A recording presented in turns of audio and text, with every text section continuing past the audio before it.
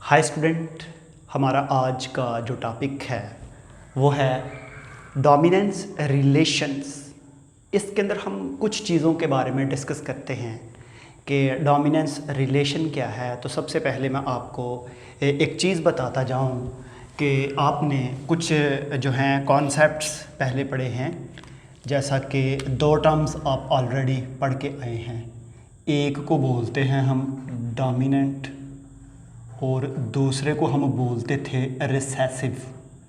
Dominant and recessive.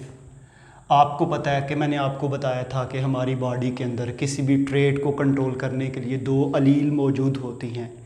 एक अपने आप को एक्सप्रेस कर देती है और दूसरी जो है वो अपने आप को हिडन कर देती है।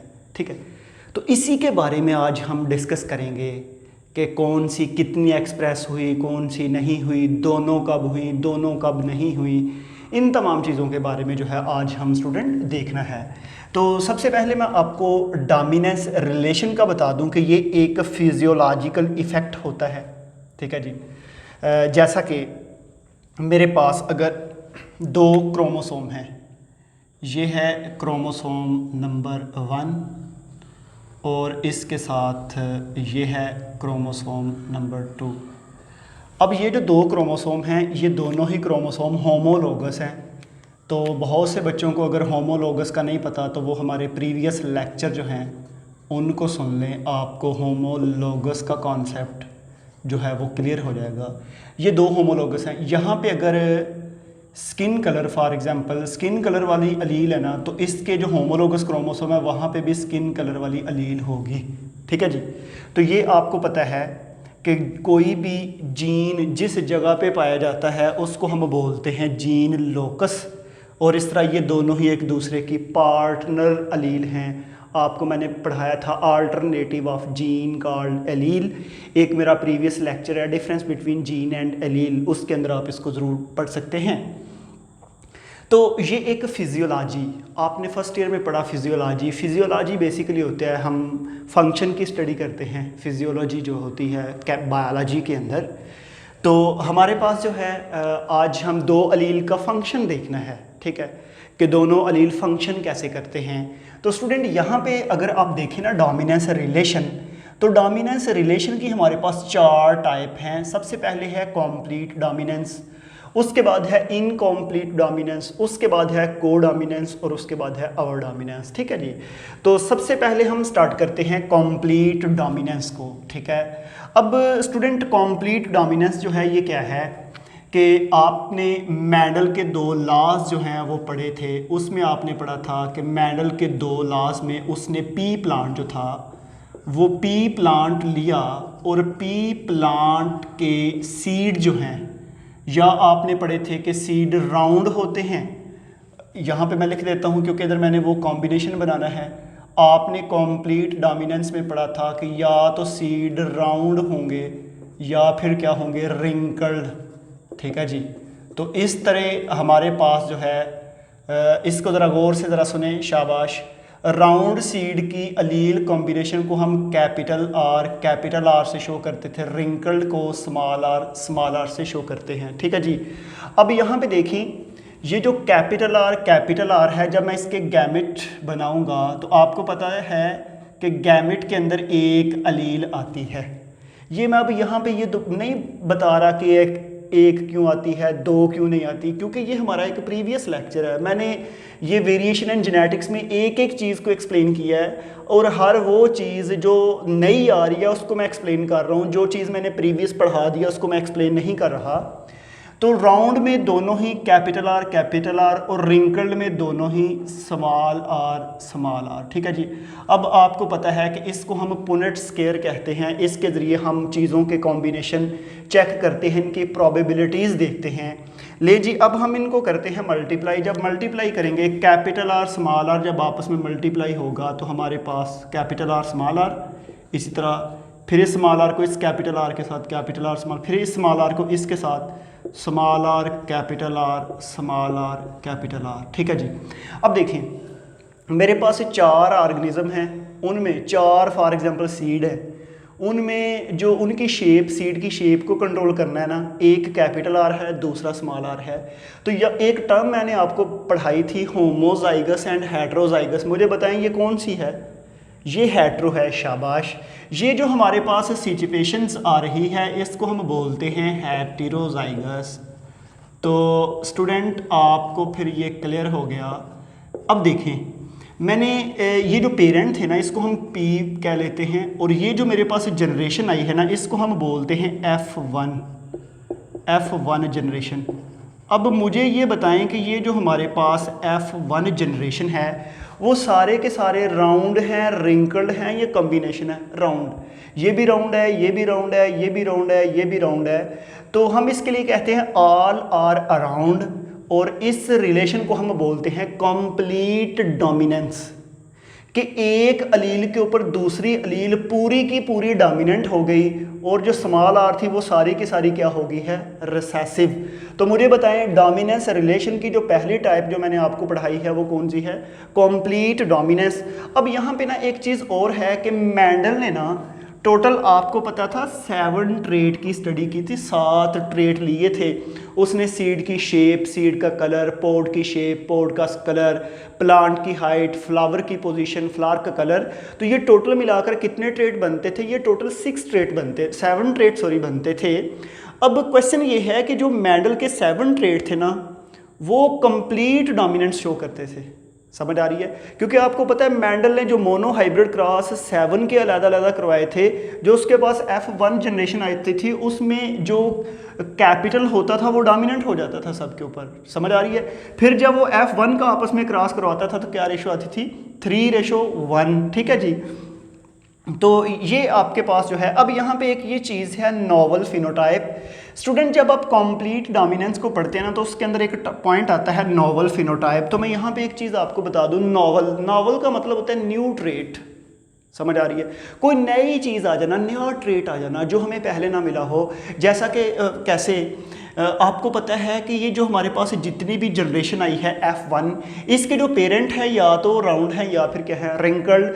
जब हमने उन दोनों का आपस में क्रॉस करवाया तो प्रोबेबिलिटी यही होनी थी या राउंड आएंगे या रिंकल्ड आएंगे, और तो कोई फिनोटाइप नहीं आनी।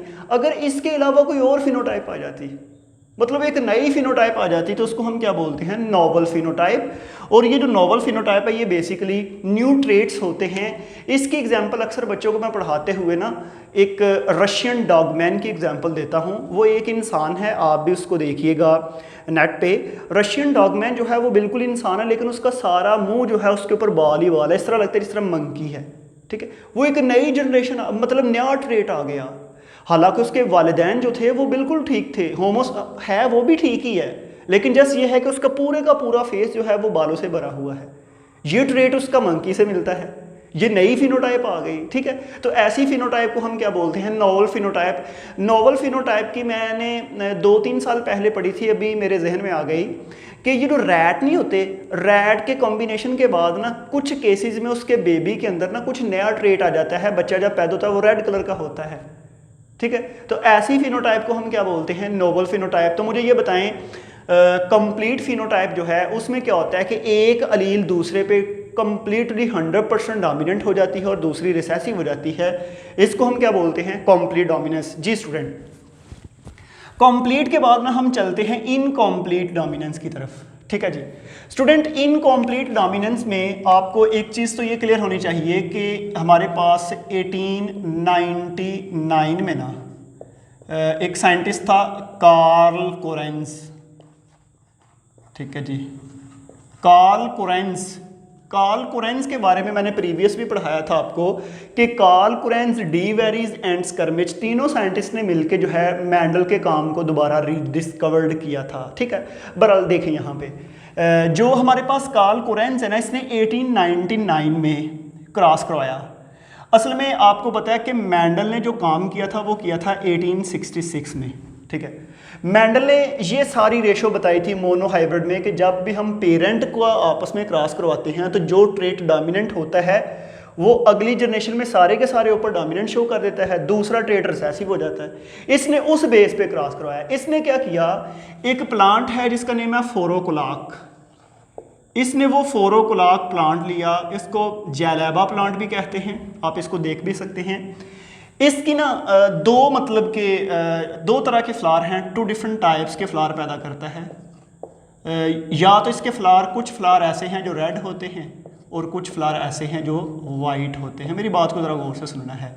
ये रेड फ्लावर मैंने बना लिया, ये ब्लू है, लेकिन आप फ़र्ज़ कर लें ये वाइट है, ठीक है। 2 तरह के फ्लावर हैं। अच्छा जी, कौन साइंटिस्ट है? कार्ल कुरेंस। अब रेड और वाइट का आपस में क्रॉस करवाता है। मैं फ़र्ज़ कर लेता हूँ कि रेड के अंदर जो कलर को कंट्रोल करने वाला कॉम्बिनेशन है ना, वो है जी R1, वाइट के अंदर जो है वो है जी R2। ठीक है जी। मुझे ये बताएं, according to Mendel dominant trait कौन सा होगा? रेड। और वाइट क्या होगा? रिसेसिव। इसका मतलब है जब हम इन दोनों का क्रॉस करवाएंगे तो सारे के सारे क्या होने चाहिए? फ्लावर रेड होने चाहिए अकॉर्डिंग टू मेंडल। मेरी बात को समझ रहे हैं कि नहीं समझ रहे? देखें जी, अब मैं ना इसके गैमेट बना लेता हूँ। इसके गैमेट बन जाते हैं 2 R1 और इसके साथ है जी R1। और इसी तरह ये जो है इसके भी मैं 2 गैमेट बना लेता हूँ R2 और इसके साथ है जी R2। लें जी, अब ये जो दोनों है ना, इनका मैं करवाता हूँ क्रॉस। ये है जी R1 R2 R1 R2 R1 R2 R1 R2। Student देखें, मुझे ये बताएं, सब में R1 है, सब में R2 है। R1 रेड को कंट्रोल करता है, R2 किसको कंट्रोल करता है? वाइट को। अकॉर्डिंग टू मेंडल मुझे ये बताएं, सारे के सारे फ्लावर का कलर किस तरह का होना चाहिए? रेड। लेकिन रेड नहीं होता, सारे के सारे फ्लावर का कलर हो जाता है पिंक। समझ आ रही है? सारे के सारे फ्लावर का कलर क्या होता है? पिंक। अब ये क्या होता है कि इसका मतलब है ये मेंडल के लॉ को तो फॉलो नहीं कर रहा। ये जो जिस तरह मेंडल ने कहा था कि भाई कोई भी ट्रेट है प्लांट का या एनिमल्स का, जब आप दो ट्रेट को, एक ट्रेट को आपस में कंट्रोल करते हैं, आपस में उसका क्रॉस करवाते हैं। फॉर एग्जांपल उसके 7 ट्रेट की मैंने बात की थी, उसकी हाइट और बाकी जितनी भी हैं जो मैं आपको previous lecture independent assortment of segregation में पढ़ा के आया हूँ, उसके मुताबिक तो ये फॉलो नहीं कर रहा उसको। ठीक, इसका मतलब है मेंडल का लॉ फिर गलत हो गया। ठीक है, इसका भी मैं आपको आंसर देता हूं कि वो लॉ गलत हुआ है या क्या हुआ है, उसकी क्या वजह है। बहरहाल देखिए नेक्स्ट क्या करता है कि यही साइंटिस्ट ना, ये आपको पता है P है और ये जनरेशन कौन सी है? F1 का आपस में क्रॉस करवाता है। 2 सीड लेता है। हम 2 सीड्स को ना मैं यहाँ पे लिख देता हूँ। एक लिया जी जनाब R1 और दूसरा है जी R2। इसका आपस में क्रॉस करवाता है R1 और R2 का। लें जी, इसके बनाए हम गैमेट्स, इसके गैमेट्स बनाएंगे तो ये बन जाएगा R1 और इसके बाद है जी R2। ये बन गया जी R1 और इसके बाद है जी R2। ठीक हो गया जी। अब इन दोनों का आपस में हम F1 का आपस में जब क्रॉस करवाते हैं, करवाने के बाद स्टूडेंट यहाँ पे ये देखें कि क्या होता है कि जी R1 और R1 आपस में जब क्रॉस, इसका R1 का फिर इसके साथ R1 और उसके साथ R2, फिर इस R2 का R2 और उसके साथ है जी R1, फिर इस R2 का इसके साथ R2 मल्टीप्लाई बाई R2। जी शाबाश। अब मुझे ये बताएं कि ये जो R1 है ये क्या है? रेड। शाबाश। मेरे पास एक जो है वो हो गया जी रेड और ये 2 क्या है? पिंक। Very good. और ये 2 क्या, एक क्या है? रेड। बताएंगे मेरे पास रेशो क्या आई है? 1:2:1। अब मज़े की बात आपको बताऊं, मेंडल जब क्रॉस करवाता था F2 का आपस में तो उसकी रेशो क्या आती थी? 3:1। कौन सी रेशो होती थी? ये फिनोटाइप थी। यहाँ पे बड़ा इंपॉर्टेंट और मज़े का जो है वो पॉइंट है आप सब के लिए। मेरी बात को ज़रा गौर से सुनना है। मेंडल जो F2 का क्रॉस करवाता था रेशो आती थी 3:1, लेकिन मुझे बताएं ये मेंडल की फिनोटाइप रेशो थी, मेंडल की जीनोटाइप रेशो क्या आती थी? अगर आपको याद हो तो वो रेशो आती थी 1:2:1 जीनोटाइप उसकी रेशो थी। ठीक है, लेकिन यहाँ पे देखिए मज़े की बात ये है कि इसकी फिनोटाइप रेशो 1:2:1 है और इसकी जीनोटाइप रेशो भी यही है। जीनोटाइप क्या होती है? अलील के कॉम्बिनेशन। ये देखिए दोनों कैपिटल R, ये दोनों ही 1 1, ये दोनों ही 2 2 और ये दोनों ही कॉम्बिनेशन। इसका मतलब फिर ये हो गया कि हमारे पास इनकम्प्लीट डोमिनेंस में जो F2 का आपस में क्रॉस करवाने से जनरेशन आई है उसकी जो फिनोटाइप रेशियो है वही उसकी क्या है, जीनोटाइप रेशियो। तो मुझे ये बताएं फिर इसमें एक क्रॉस करने की ज़रूरत नहीं है। आपको शायद याद हो, आपने पढ़ा हो कि अगर किसी भी चीज़ की जीनोटाइप रेशियो फाइंड करनी हो तो कौन सा क्रॉस करवाते हैं, टेस्ट क्रॉस। कौन सा क्रॉस करवाया था, टेस्ट क्रॉस। तो हमारे पास जो उसकी फिनोटाइप है वही उसकी जीनोटाइप है। तो इनकम्प्लीट डोमिनेंस में फिर एक चीज़ हमें ये क्लियर हो गई कि हमें यहाँ पे no need for test cross, ठीक है जी, हमें यहाँ पे टेस्ट क्रॉस की बिल्कुल कोई ज़रूरत नहीं है। तो ये हमारे पास जो है हो गया जी इनकम्प्लीट डोमिनेंस। तो यहाँ पे ना एक चीज़ और है, आपके जहन में ये क्वेश्चन तो ज़रूर आया होगा, सर यहाँ पे आपने कैपिटल आर स्मॉल आर का वर्ड यूज़ किया, यहाँ पे आपने capital R capital R capital R capital R 1 2। तो स्टूडेंट बात इस तरह है कि यहाँ पे हम जो डोमिनेंट होता है उसको कैपिटल आर से शो करते हैं, जो रिसेसिव हो जाए उसको हम स्मॉल आर से। इसमें डोमिनेंट रिसेसिव का केस ही नहीं हुआ, इसमें तो दोनों ने पार्टिसिपेट किया है, इनकम्प्लीट डोमिनेंस हुई है। अब ये इनकम्प्लीट डोमिनेंस को ज़रा थोड़ा सा मैं आपको बता दूं ताकि आपको ज़रा कॉन्सेप्ट क्लियर हो जाए। जो कंप्लीट डोमिनेंस होती है ना उसमें दो अलील हैं किसी भी ट्रेट को कंट्रोल करने के लिए, एक क्रोमोसोम पे, दूसरी उसके होमोलोगस क्रोमोसोम पे। इसमें क्या होता है, एक डोमिनेंट हो जाती है, दूसरी रिसेसिव। ये अपने आप को पूरा शो करेगी, ये शो ही नहीं करती। इनकम्प्लीट में क्या होता है कि ये भी शो करेगी और ये भी शो करेगी, दोनों ही 50-50% शो करेंगी। जब दोनों 50-50% शो करती हैं तो दोनों का रिजल्ट फिर ब्लेंड आता है। समझ आ रही है? जैसा कि अगर मैं आपको कहूं कि अगर आपके पास दूध है वाइट कलर का, उसमें आप डालते हैं स्ट्रॉबेरी, स्ट्रॉबेरी रेड है, मिल्क वाइट है, तो जो हमारे पास दोनों को मिक्स करके कॉम्बिनेशन आएगा वो कौन सा आएगा, पिंकिश सा। तो हमारे पास इसी तरह ये है, ये पिंक कलर की कॉम्बिनेशंस आते हैं। अब एक चीज़ और स्टूडेंट मैं आपको बता दूं कि अक्सर जो है मैं बच्चों को MCQs भी देता हूं। अगर मैं आपको कहूँ test cross is equal to, दो रिजल्ट, इसके दो जवाब हो सकते हैं। Test cross is equal to find the genotype of any combinations, एक। दूसरा ये है कि मुझे ये बताएं स्टूडेंट के टेस्ट क्रॉस जो है वो किस किस चीज़ के आपस में मिलाने से किया जाता है। आपको पता है कि हेट्रोजाइगस को चेक करने के लिए कि वो उसमें दोनों ही अलील एक जैसे हैं या एक कैपिटल और दूसरी स्मॉल है, किसके साथ मल्टीप्लाई करते थे, रिसेसिव फीमेल के साथ। अगर आपको याद हो, अगर आपने लेक्चर लिया हो मेरा टेस्ट क्रॉस वाला, तो फिर आपको ये पॉइंट क्लियर हो गया होगा। तो मैंने फिर बताया मुझे डोमिनेंस रिलेशन में कितनी कॉम्बिनेशन आज पढ़ाए हैं, दो। पहला क्या था, कंप्लीट डोमिनेंस, और दूसरा क्या है, इनकम्प्लीट। तो स्टूडेंट मैं अपना लेक्चर जो है वो यहाँ पे वाइंड अप करता हूँ, मैं मिलूँगा नेक्स्ट लेक्चर के अंदर। तो आज के लिए थैंक यू।